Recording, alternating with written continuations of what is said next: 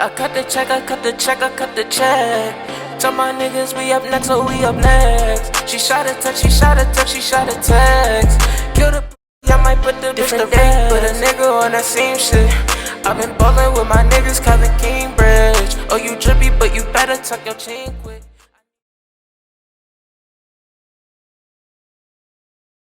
Alright, what's good, y'all? We back with another video, man. First off, I want to say, sorry for not uploading quicker.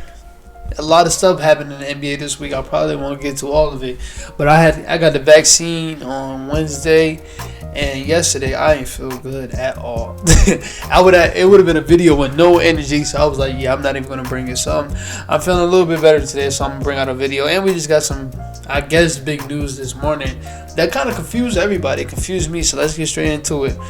We got a Kemba Walker trade. Now, if you don't know, Kemba Walker just came out probably a month ago.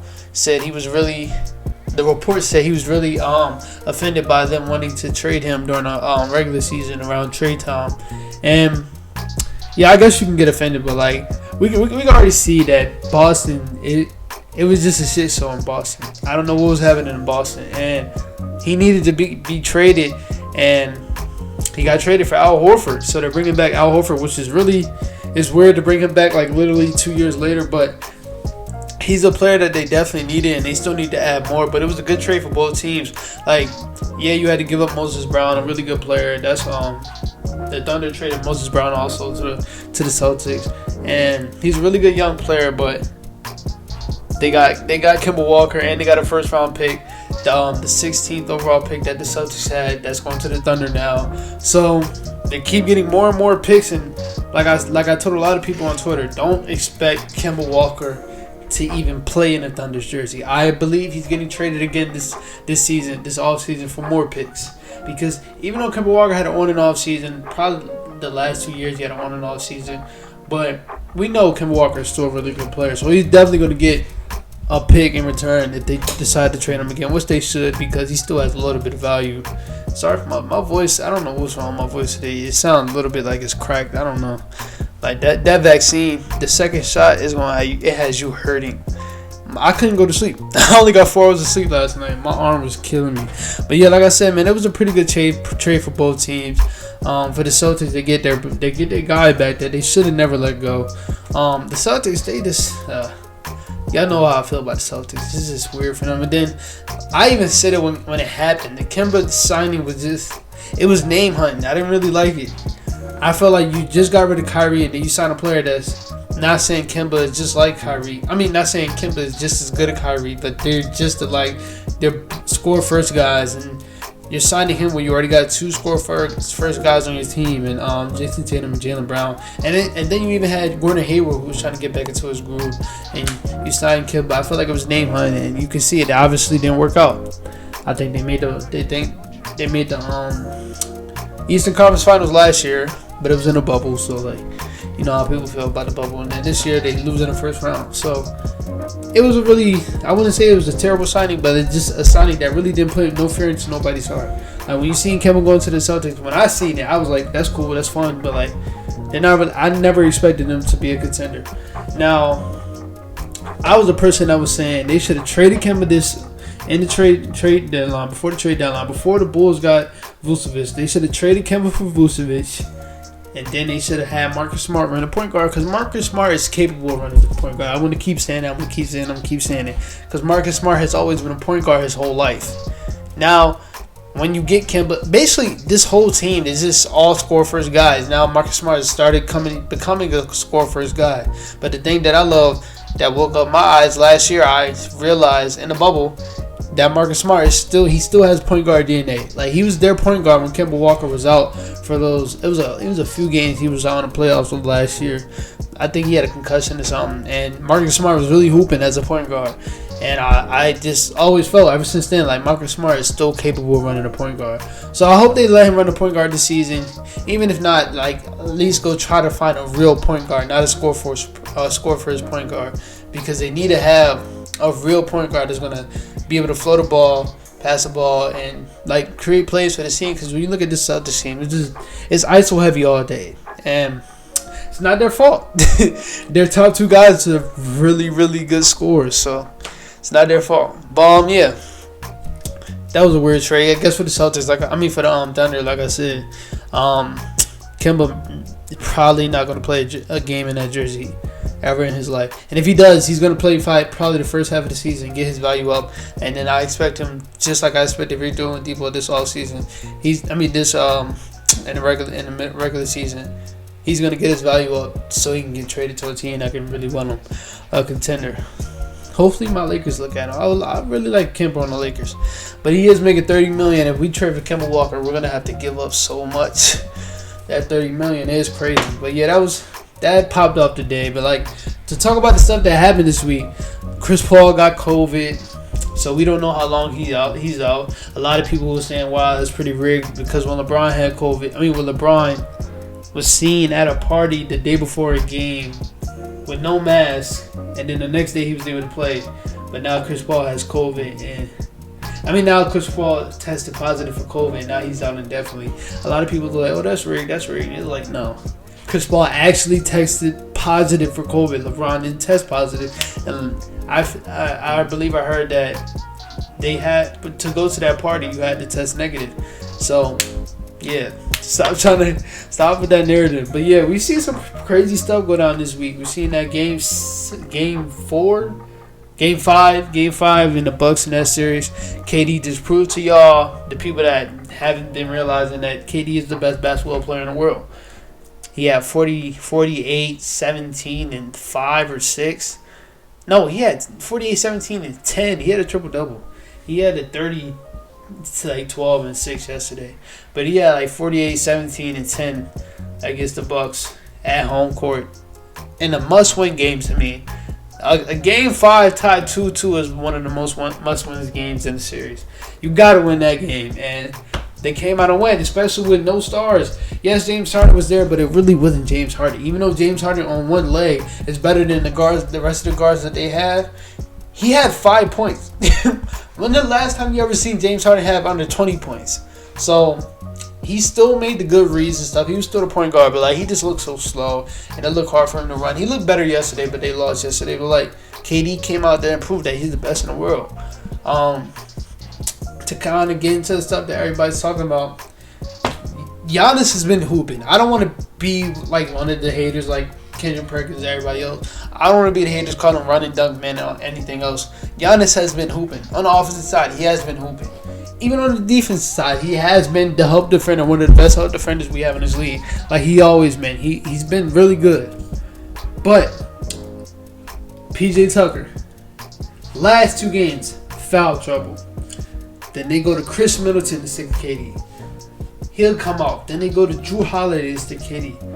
And then you look at Giannis, he's in the corner guarding Magic Shim. I'm a Giannis supporter, and that pisses me off because, one, I already know you about to get hella hate from that, and I'm going to have to defend you because this is the thing I do with my players that I love. I defend them because they are, the players I love get hella hate. Ben Simmons, Lonzo Ball, Paul George, Giannis Antetokounmpo, KD, they get hella hate.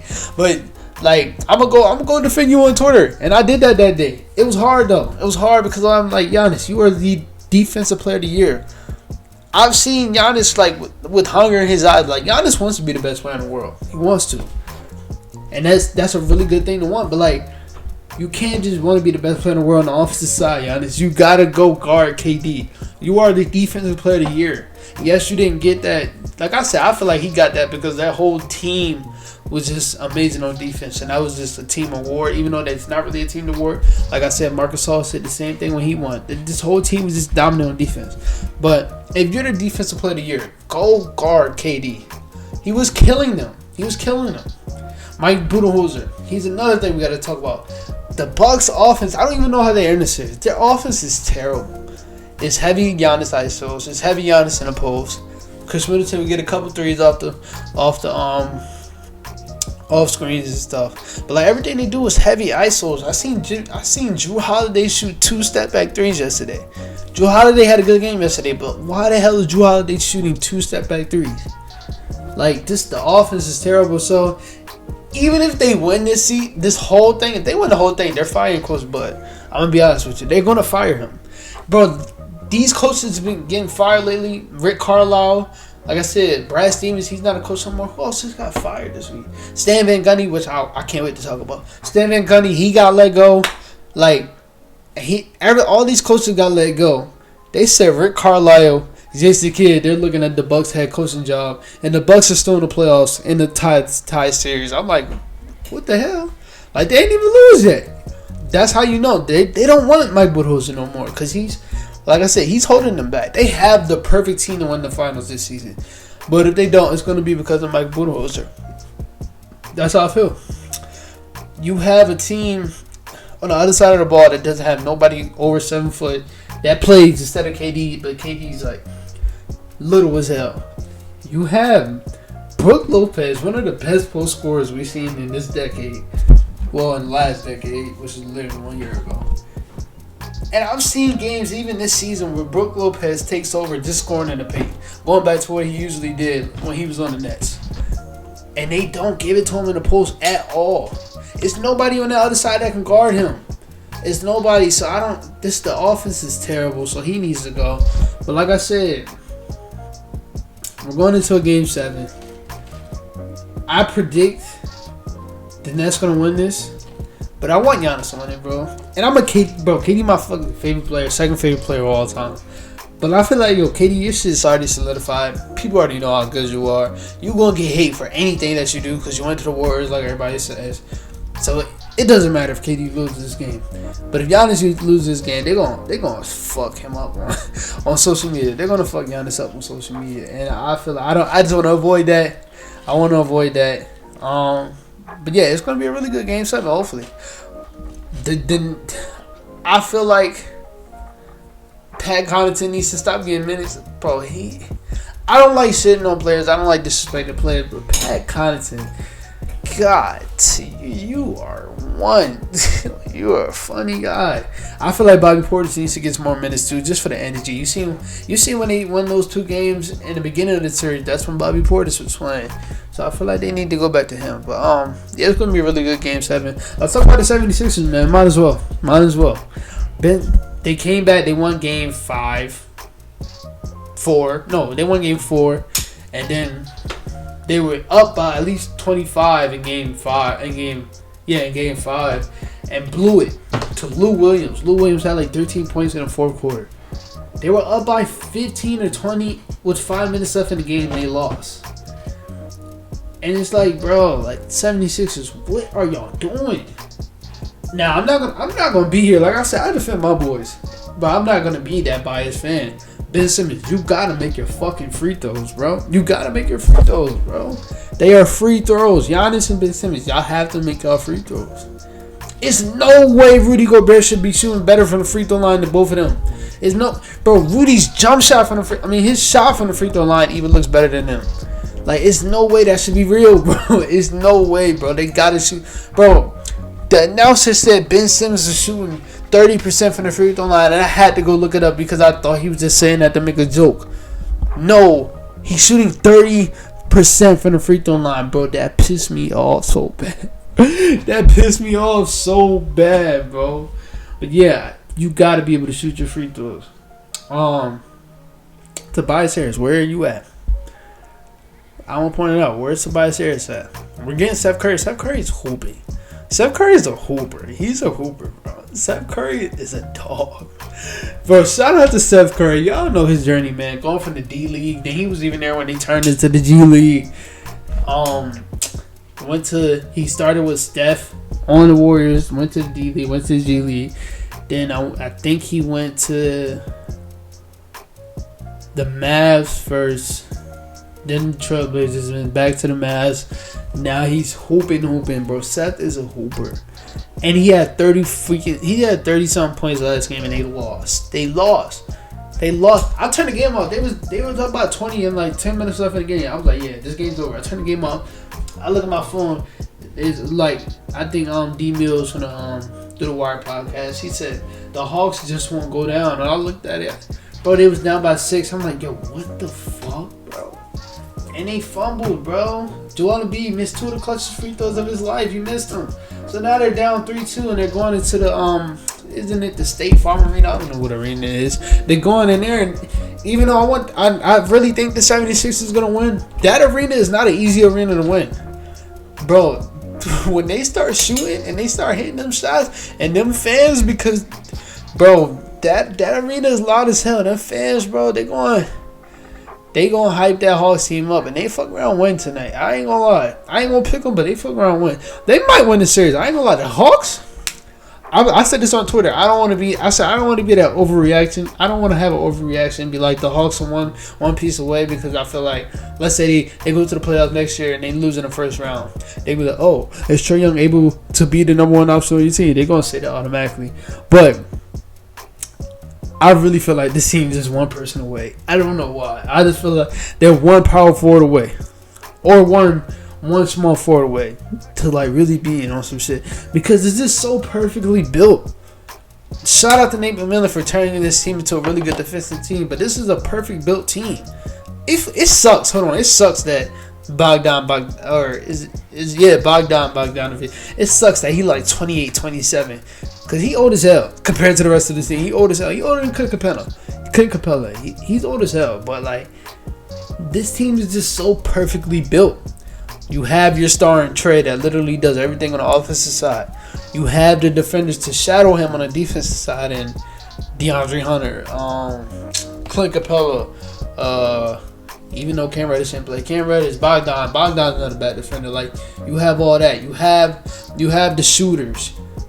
I forgot John Collins. Yeah, you got John Collins. You have the shooters. You have the lob threats. You have the bench players that come up and step up, and Danilo Gallinari and Lou Williams. You have everything. The team deep as hell.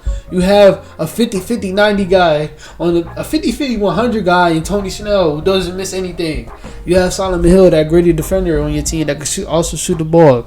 You have this deep ass team, bro. This team is deep and young, bro. They're young. This is a